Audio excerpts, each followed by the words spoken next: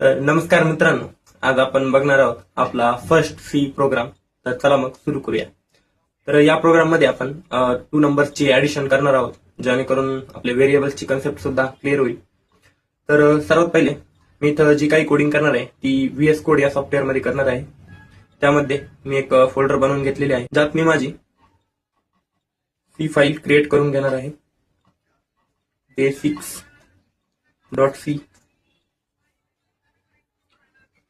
त्यानंतर ती फाईल इथे ओपन होईल. आपण इथे इन्क्लूड करूया studio.h, जी आपल्याला printf scanf फंक्शन ऍक्सेस करून देईल. त्यानंतर आपण इथे लिहूया void main. तुम्ही इंट मेन सुद्धा वापरू शकता, फक्त नंतर शेवटी तुम्हाला रिटर्न 0 द्यावा लागेल. त्यानंतर प्रोग्राम मध्ये आपण 2 नंबरची ऍडिशन करणार आहोत.